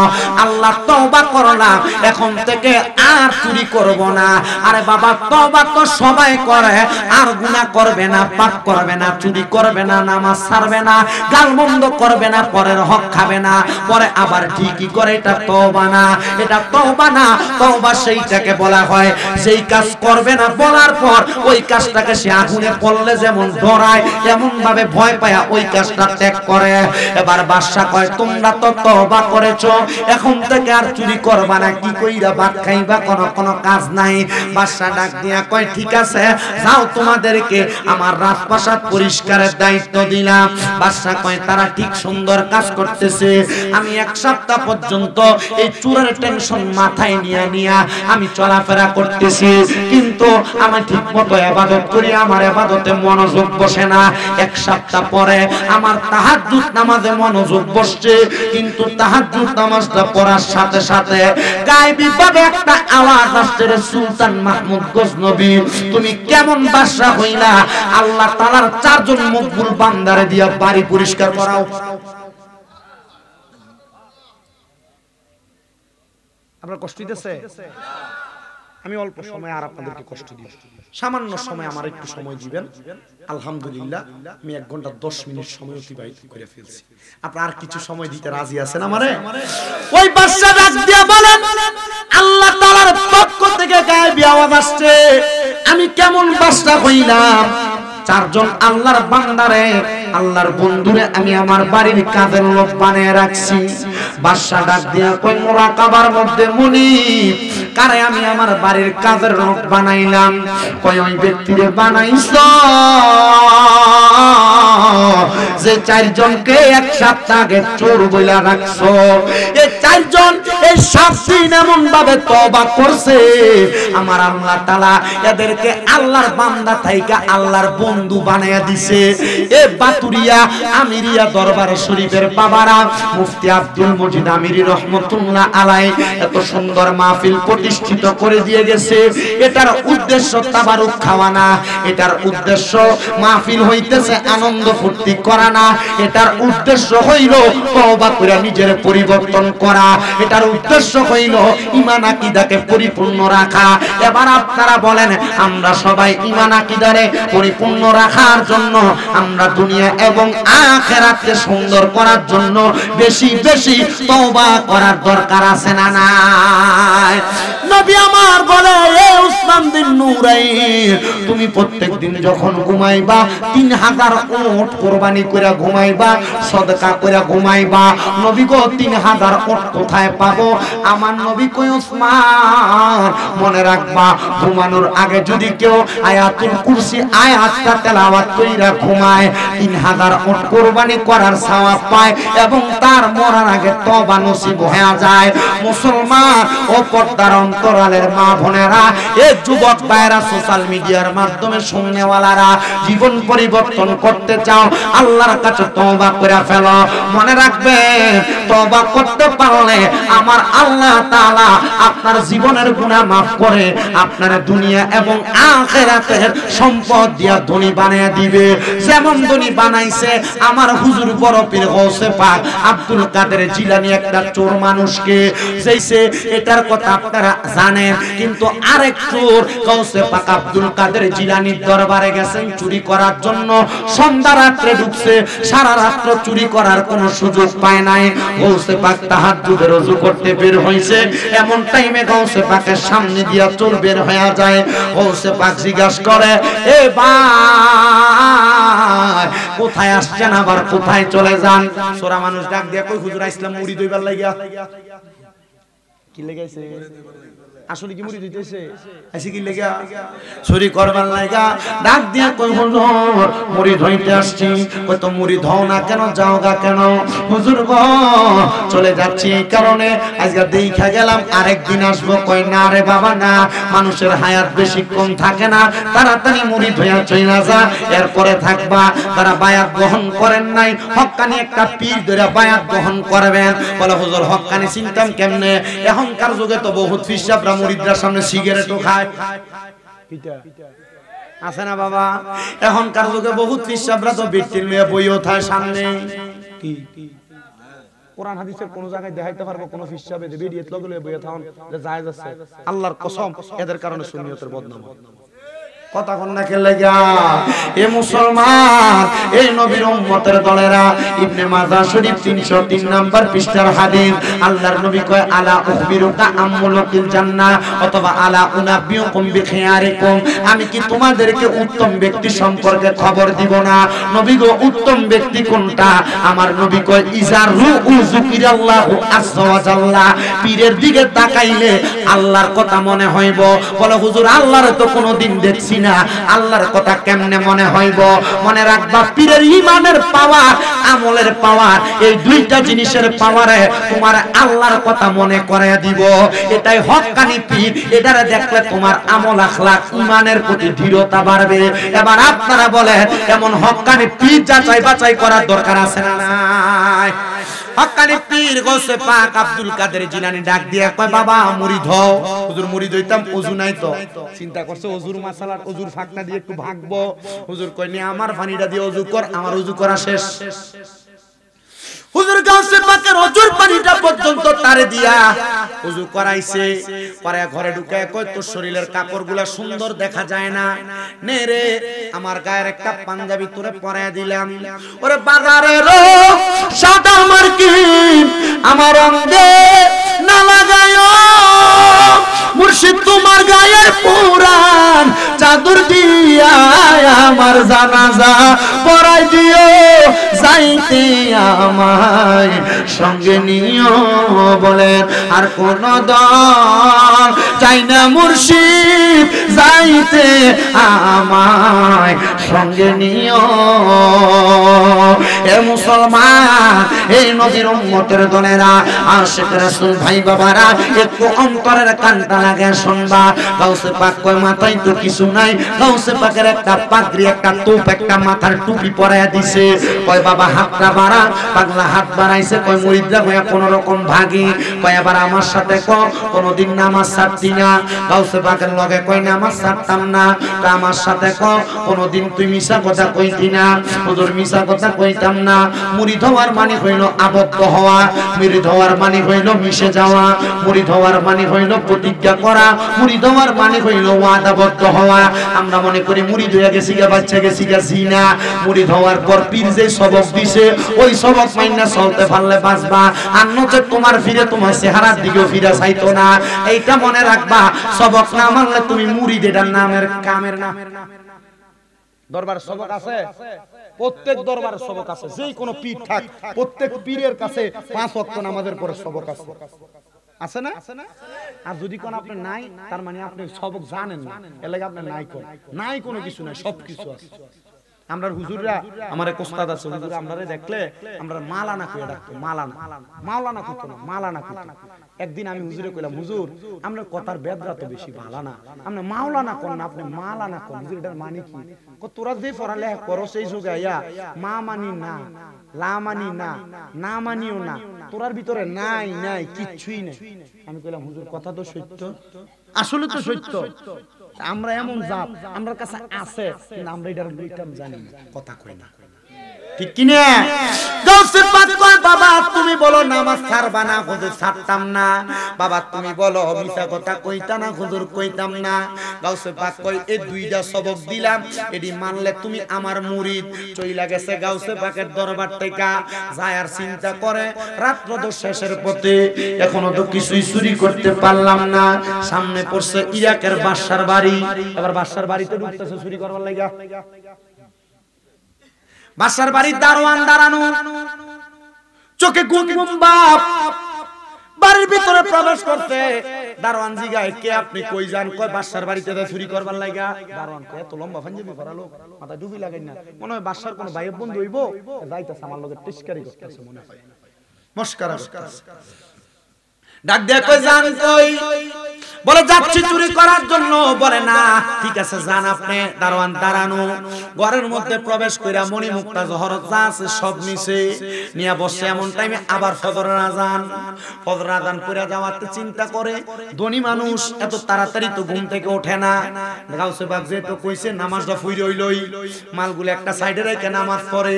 আমরা সমাজে এমন জাতের বহুত চোর দেখবেন, ভাইবাতিরা জমি দখল করে রাখছে, সুদে টাকা খায়, ঘুষে টাকা খায়, মসজিদের সামনের কাতারে দেয় নামাজ পড়ে। এমন চোরটা বেড়ায় আপনার এলাকায় আছে না নাই?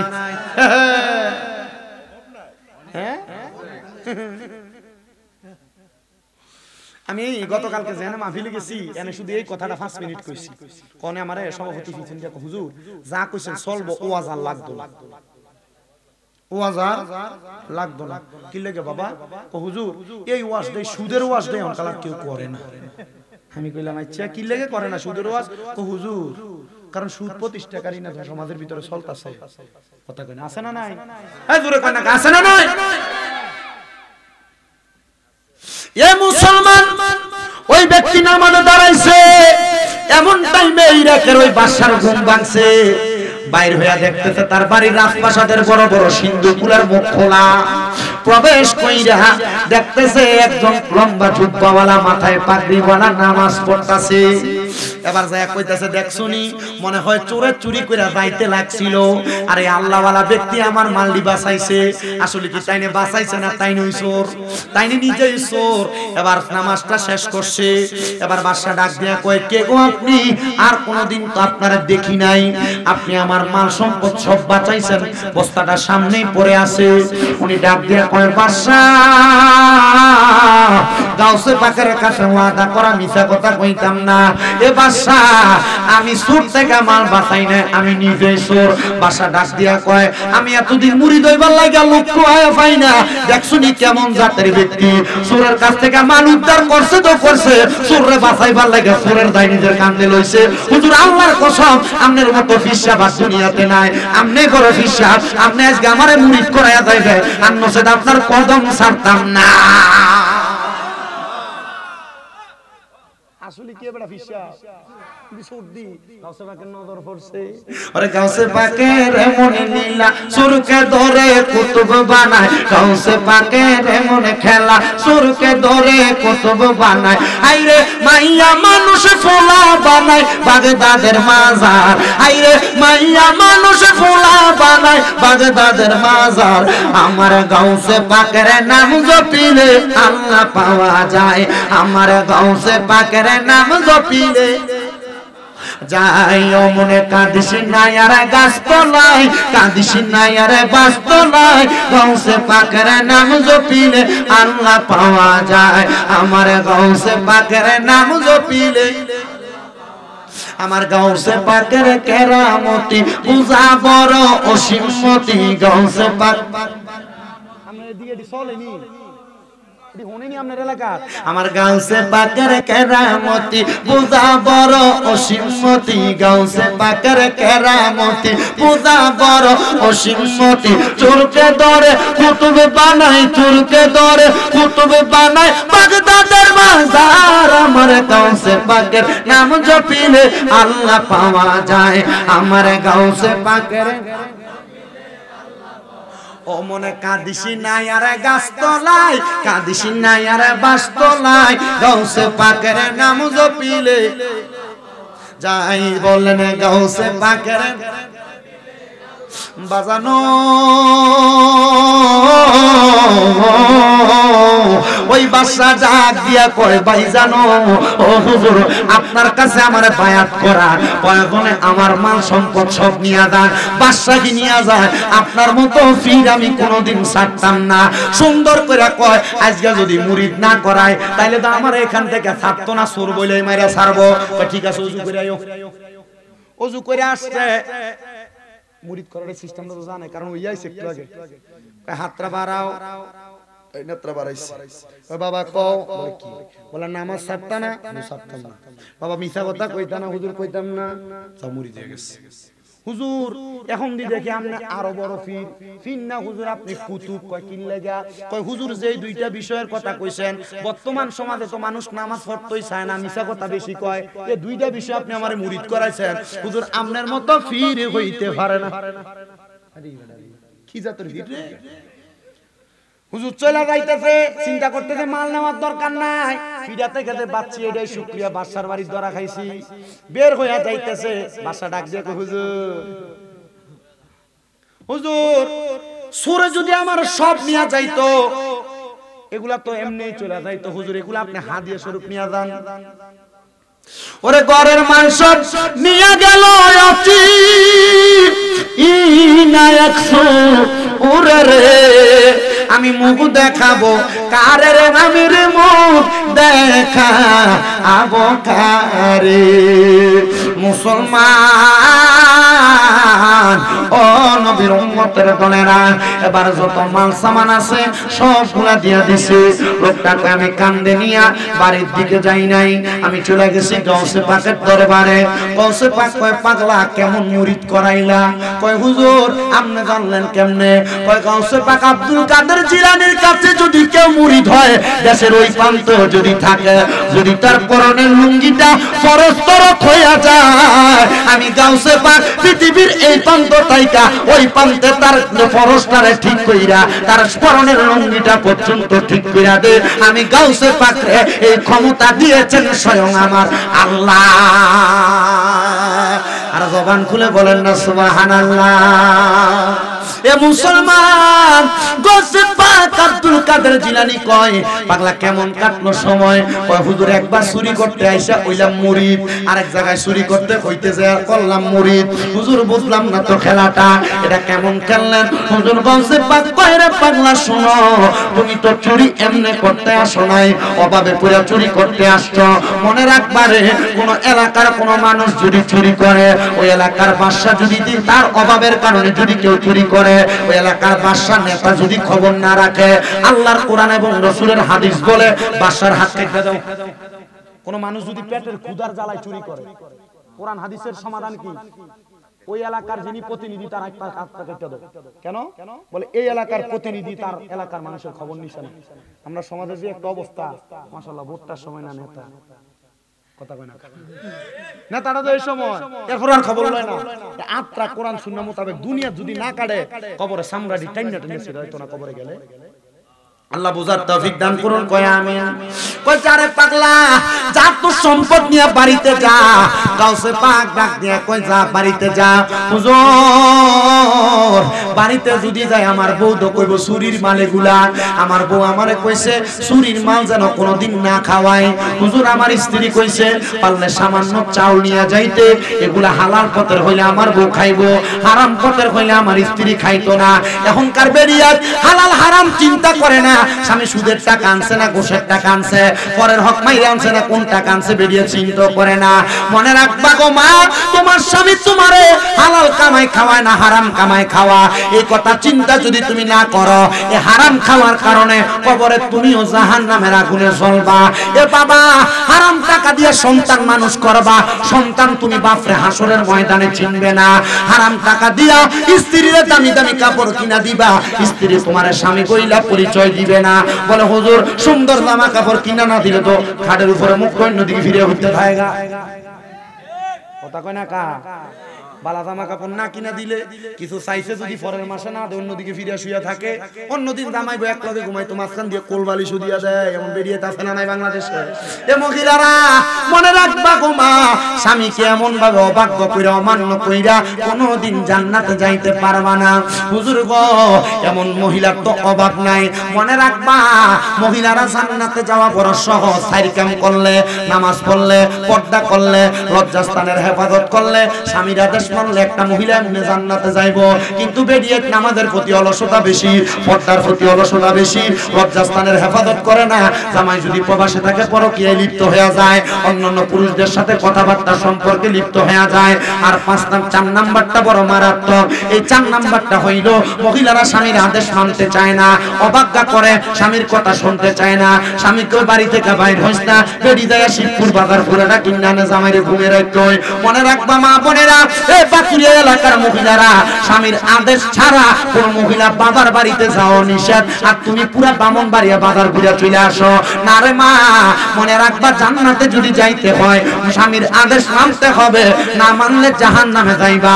আমার নবী ডাক দিয়া কয়, দুনিয়ার জমিনের মধ্য থেকে আমি নবী মেরাজে যাওয়ার পর আমি দেখছি এক জাতের মহিলা তাদের জিহ্বা আগুনের কেসি দিয়া কাটতাছে।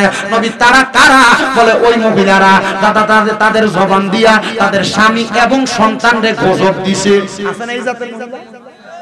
কোনো কিছু সন্তান করতে দিলে তোর উপর খোদার গজব পুরুক, এমন কথা বলে আছে না? আল্লাহর কসম মহিলারা এটার কারণে আল্লাহর কাছে জবাবদিহিতা করা লাগবে। নবীকে আরেক জাতের মহিলা দেখছি তাদের মাথার চুলের মধ্যে ধইরা আগুনের মধ্যে একবারে শেক দেওয়া হইতেছে। নবী তারা কারা?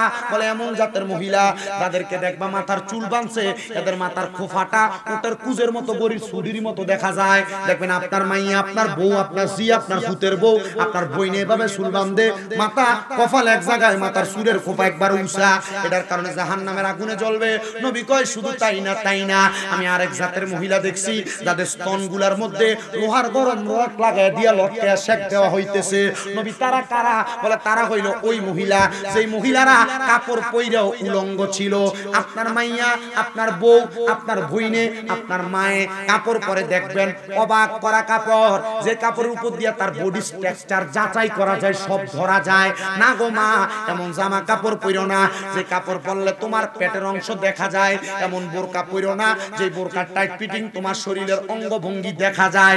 এটার কারণে জাহান্নামে যাইবা, আল্লাহ তাআলার আযাবের শিকার হইবা। মুসলমান ইমানদারের দলেরা, নবীর উম্মতের দলেরা, এবার হযরতে গৌসে পাক আব্দুল কাদের জিলানী কয় বাবা দেখ না, কয় হুজুর না, বউ মনে করবো এগুলা নাকি আমার চুরির সম্পদ। কয় কি করবি? কয় হুজুর আমার সম্পদের দরকার নাই, আপনার মতো ফির পাইছি, দুনিয়ার সম্পদ দিয়া কি করতাম, আমি আখিরাতের সম্পদ অর্জনের রাস্তা পাইয়া গেছি।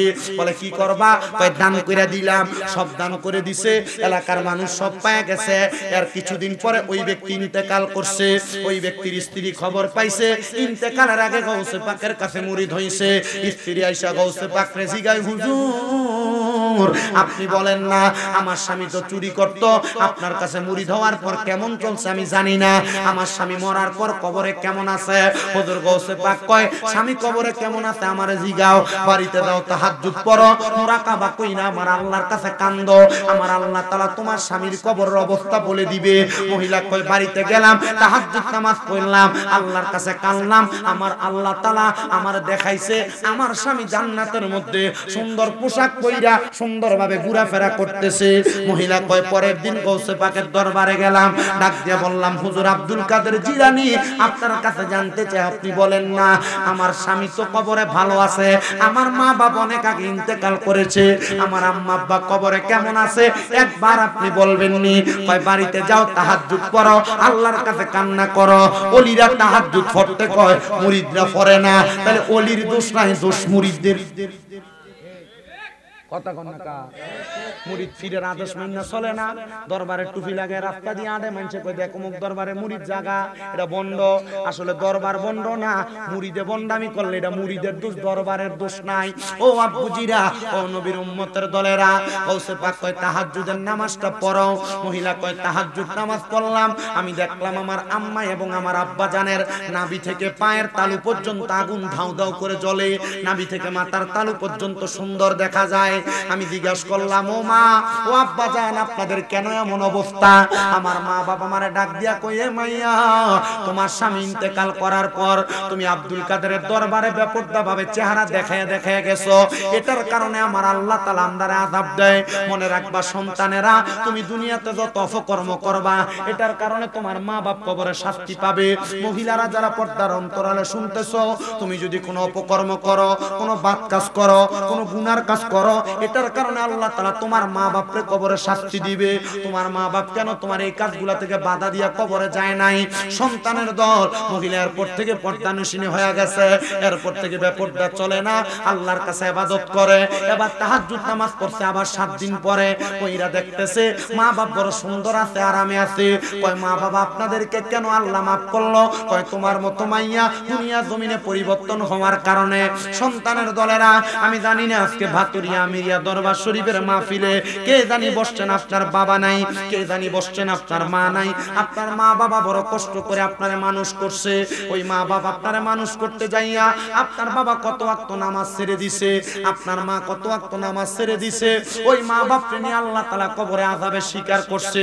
সন্তানের দল, আপনার কদমে হাত দিয়া বলি, ওই মা বাবার জন্য আপনি বেশি বেশি করে দোয়া করবেন।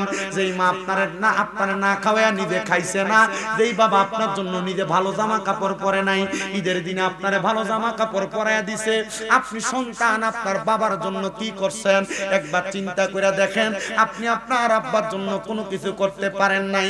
আব্বাজান অন্ধকার কবরে, সন্তান চিন্তা করে দেখছনি, আব্বাজান পুরান লুঙ্গিরা পরে ঈদের ময়দানে গেছে, যদি জিগাইতো বাবা আপনি কেন নতুন জামা কাপড় পরেন না, আব্বা উত্তর দিত, পুত্রে এখন কি আর আমার ঈদের বয়স আসেনি, এখন তোমার কাছে টাকা আছে, কিন্তু এই আব্বাজান দুনিয়াতে নাই, আব্বাটারে 500 টাকা দিয়ে একটা লুঙ্গি কিনা পরাইতে পারো না। এ সন্তান, আম্মা কাপড় রাস্তার মধ্যে 10-5 টাকা বাইন্দা রাখছে, ওই মা জননী তোমার স্কুল মাদ্রাসায় কামে যাইতে 10-5 টাকা দিছে, এখন মায়ের কাপড়টা ছিঁড়া, মা কোনো নতুন জামা কাপড় পরতে পারছে না, তোমার কাছে টাকার অভাব নাই, কিন্তু তুমি তোমার মা জননীরে একটা 1000 টাকা দিয়ে কাপড় কিনা পরাইতে পারো না। মা কবরে, সন্তানের দল তোমার পায়ে ধরে আবদার করি, রে বাবা তোমার মা কবরে, তোমার বাবা কবরে, ওই আম্মা আব্বার জন্য তুমি কোনো কিছু করতে পারো না। মা জননী পান্তা ভাত খাইছে না, আমার ফুতের ওদি দিয়ে আইলে পান্তা ভাতটা খাইলে তার কলজাটা ঠান্ডা হইব, মা জননী ওই খাবারটা তোমার লাগা রাইখা দিছে। চিন্তা করছো নি রে বাতুরিয়া আমিরিয়া দরবার শরীফের বাবারা, ওই মা অন্ধকার কবরে, আম্মা জান্নাতে একটা লোকমা খানা তুমি খাওয়াইতে পারো না। হায় রে এ ব্রাহ্মণবাড়িয়া নবীনগরের বিদগড়ের বাতুরিয়া আমিরিয়া দরবারের বাবাজিরা, বন্ধুরা, একবার চিন্তা করে দেখো, তোমার মা কবরে, তোমার আব্বা কবরে, আম্মা আব্বারে খাওয়াইতে পারো না। আজকে পর্দার অন্তরালে কত মাইয়ারা মা বাপারা, মা বাপরে একটু খাবার যত্ন করতে পারে না। এই সবে বরাতের রাতে অনেক পোলাপান মা বাবার কাছে মাপ চাইছে, মা বাবার পায়ে ছইরা সালাম করছে, আজকে তারার মা কবরে, বাবা কবরে, মসজিদের মধ্যে দোয়া করছে মা বাপের লাগা। সন্তানের দল, সামনে মাহে রমজান মাস আসতেছে, মা বাবা তোমারে ডাইকা ডাইকা সাহারির সময় উঠিয়া ভোর রাতের বাতি খাওয়াইছে। রমজান মাস আসবো, কিন্তু মা বাপ তোমারে ডাক দিয়া ঘুম থেকে তুলতো না। আম্মা আব্বা সুন্দর সুন্দর ইফতার বানিয়ে খাওয়াইছে, বুইলা গেছো মা বাপকে নিয়ে একসাথে বইসা বইসা ইফতার করছো, মা বাপ তোমারে শরবত অর্ধেক খেয়া দিয়া দিছে। রমজান মাস যাইবো, তোমার সামনে রং বেরঙ্গের ইফতার থাকবো, কিন্তু তোমার মা দুনিয়াতে থাকতো না। মা কত সুন্দর ইফতার বানায় তোরে খাওয়াইছে, রমজান মাসটা চলে যাইব, তুই তো তোর মারে একটু দামি ইফতার খাওয়াইতে পারতি না। হায়রে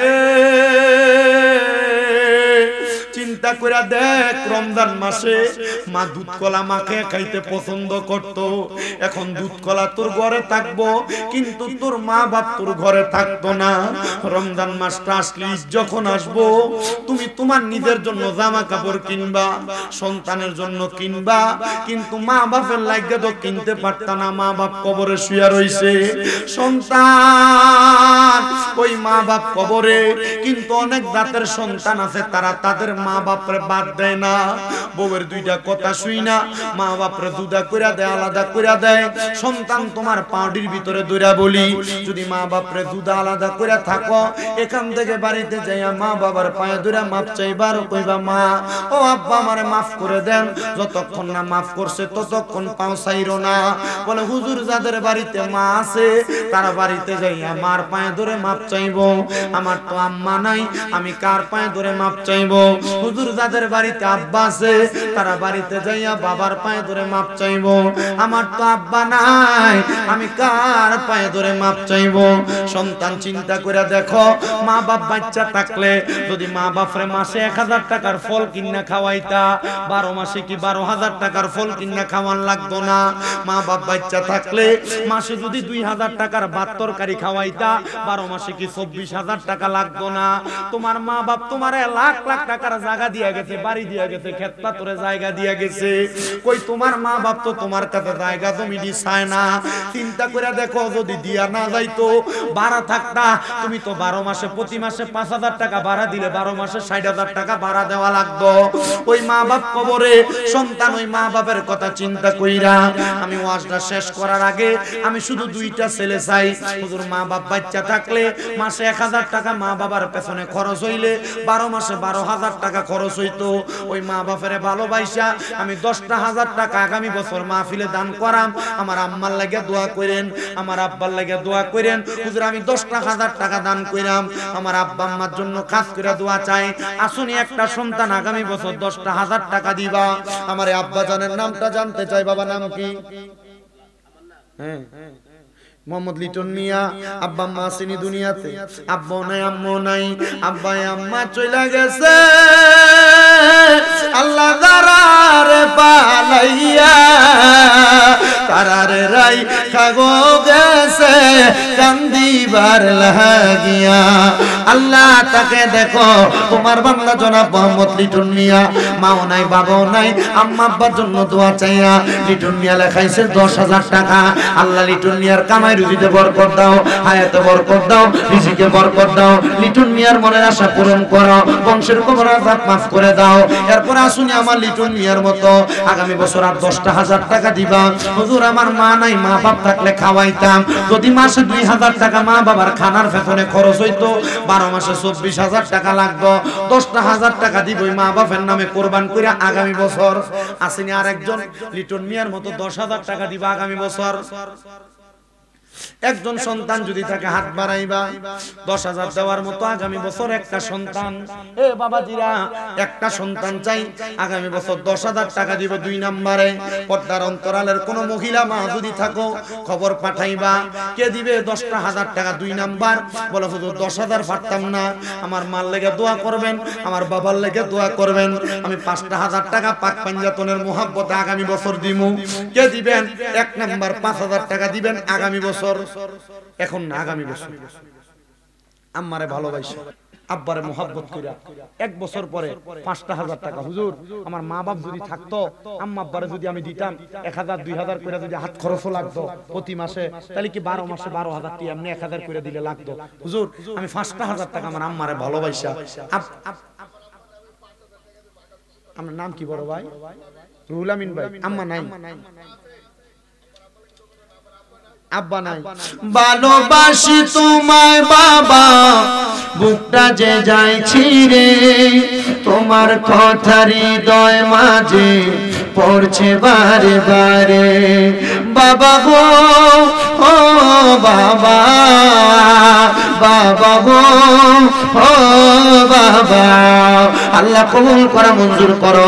আমার রুহুল আমিন ভাইয়ের আব্বা নাই, আম্মা বেঁচে আছে, উনি আগামী বছর দান করবে 5,000 টাকা। আল্লাহ আমার রুহুল আমিন ভাইয়ের আব্বার কবর জান্নাতের বাগান বানাও, আম্মার হায়াতে বরকত দাও, রুহুল আমিন ভাইয়ের বংশের কবর আযাব মাফ করো, হায়াতে বরকত দাও, রিজিকে বরকত দাও, মনের নেক নেক আশাগুলো পূরণ করো। এরপরে আছেন নাকি কোন ধন্য মায়ের ধন্য সন্তান, ধন্য বাবার ধন্য সন্তান। হুজুর আমার মা নাই, আমার আব্বা নাই, আব্বা আম্মা থাকলে বছরে তো 1 বস্তা চাউলের ভাত এমনি খাইতো, আগামী বছর মাহফিলে তাবারুকের বিরিয়ানি হইতো, হুজুর আমি 1 বস্তা চাউল দিতাম। আসেন নি এমন একটা সন্তান আগামী বছর 1 বস্তা চাউল দিবা মাহফিলের লাগা। আপনার নাম কি বাবা? বাড়ি কোথায় আপনার? ইসলামপুরনি। চাউল কিন্তু চিকন, যেটা গুড়ি চিকন সেটা দাম লাগে। হ্যাঁ, মারহাবা।